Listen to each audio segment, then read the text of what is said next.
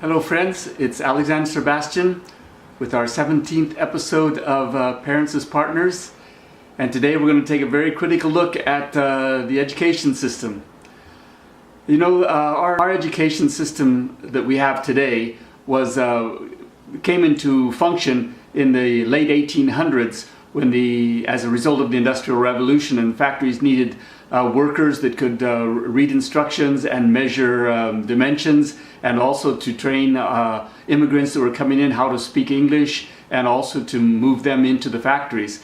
So this was a model that was built over 150 years ago, and it's still basically the model that we use today in our education system, in which kids, the raw materials, which are the children, they're transported en masse to the place of transformation, and the bell rings and they are at their workstations. They start their day. They have a foreman, the teacher, who tells them what to do and organizes all the activity for them during the whole day.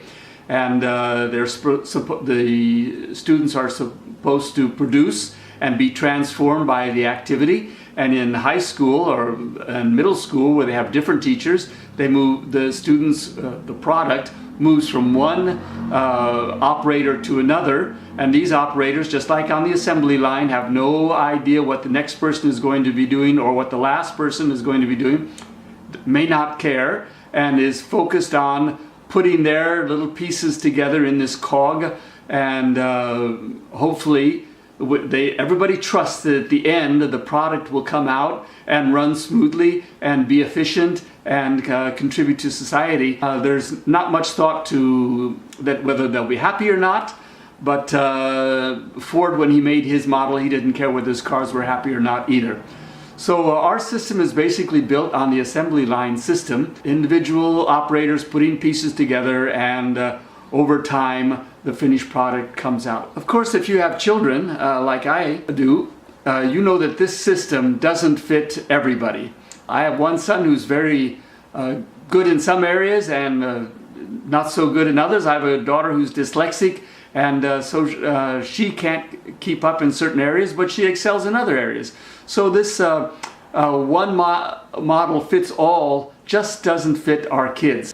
And the main problem is that kids all go into the system at the same age. So that it's an age-based system where they all move through for 16 years or 12 years up to graduation of high school, and it's kind of expected that every child will be ready when they go into that class at that age, and that when they come out they will have assimilated everything they're supposed to assimilate during that 9 months in school.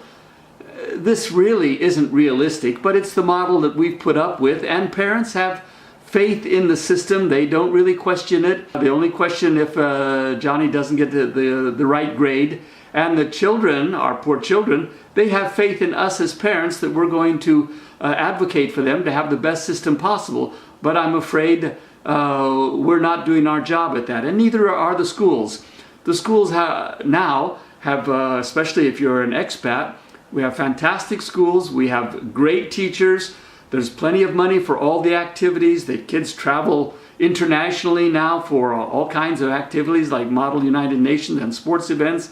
So the financing is there, the buildings are there, the personnel, the teachers are there, but they're basically working in a flawed process. This whole idea that every kid is ready at 5 years old or 7 years old, and that they can learn what they're supposed to, what the curriculum experts say they should be learning at that age, and then coming out, is totally flawed. This system was built, as I said, to get the immigrants and the farm boys into the factories, so that there was enough labor to keep labor costs down. The high schools were where the foremans were trained, and then the colleges were there to train the accountants and people who would, professionals who would be serving industry at the higher level. Now, with this antiquated and ineffectual system, of course, curriculum developers and the schools have come up with all kinds of terminology and keywords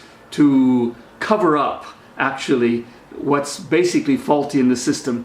So they say that now we have differentiated education, which means that every child is looked at as an individual, and the teacher is supposed to be making material for that child and then bringing each child along according to their own needs. This is what they say, but how practical? Can we believe as parents that a teacher with 20 students in his class or her class and 5 classes a day, that's 100 different lessons that they're going to be making every day? We know it's not happening that. And even if groupings, say they group the 20 students into 5 groups with 5 classes a day, that's 25 lessons a day. It's not going to happen. It's not happening. And for our educators and administrators to tell the parents that it is happening, there's something that needs to be examined there. It used to be that the student who wasn't meeting the demands that were placed on them because of the age they were at were considered to be stupid or lazy. But now that has shifted to the teachers. So the teachers are supposed to be meeting the demands of every student, but of course, it's totally impractical. There's enough demands placed on teachers as it is. And we know that this system doesn't really meet the interests of our students. Our kids are, I think they're great that they go along with the system, again, and as I said, trusting us and trusting their teachers, but they are aware that what they're learning in the classroom is not something they're probably going to be using as an adult. And we as parents are totally aware of this too. I mean, when's the last time you calculated the area of a triangle or circumference or looked at a periodic table? These are valid areas of studies, but not for most of us.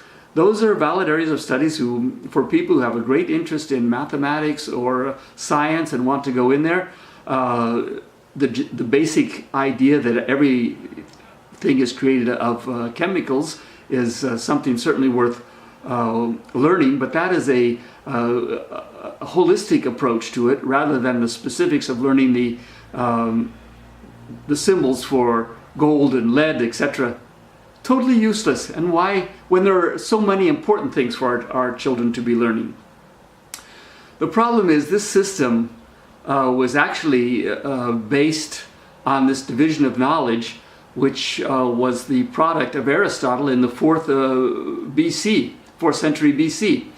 Now, if Aristotle had followed his teacher's guidance, who was Socrates, who said, ask questions and use the rhetorical process according to the interest of the students, and you will be a proper educator. But Aristotle decided to divide all the knowledge into these subject matters, and the Greeks took this on, and then it went into the school systems, and that's what we're stuck with today.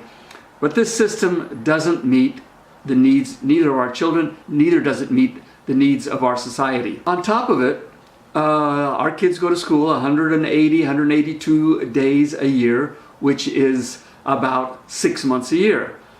So not only thinking about our children, but thinking about the financial costs and these buildings and all the equipment in the buildings and the maintenance of the building, they go on 12 months a year. So taxpayers or those who pay tuition in private institutions have to support that building for the 12 months when it's only producing something for us 12 months. Again, totally irrational system that we've been going with because the farm kids had to go home during the summertime, but that's certainly not the case anymore. Another sign of how antiquated our system is, at graduation, people dress up in medieval costumes and with these mortarboard hats with this tassel hanging off the side, and they celebrate the fact that they're still looking back towards the Middle Ages, and that's a sign of their pride, is that they come out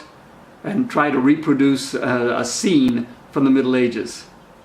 Let's look towards the future. So what can we do to replace these compartmentalized system of processing our kids, where math is one subject, language is another subject, geography is another subject, and there is nothing that really ties them all together? which of course does not reflect real world problem solving or in any way reflect what we do in our lives every day. To begin with, we have to get rid of this compartmentalized approach to education and choose a holistic approach to education, much like Socrates worked with before Aristotle messed up the system. So children will come into the system when they are ready. They will take a type of test to show that they are emotionally and behaviorally ready to come into a educational system. They can take instructions, and their curiosity levels are high enough. And then they will have a life guide. Now this life guide might stay with them for a few years, as long as the match is good. And the life guide will find their interest and find resources for them to work with that will develop those interests.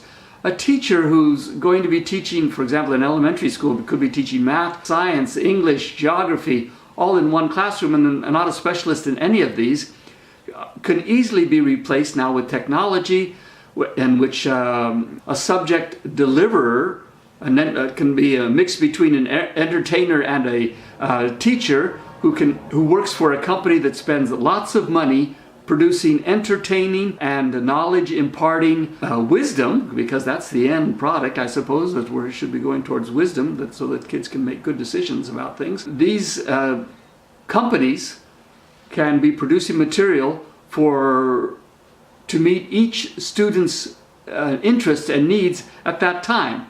So they can spend $20, $30, $50, $100,000 on one course or one lesson even. And it could be distributed to millions of children.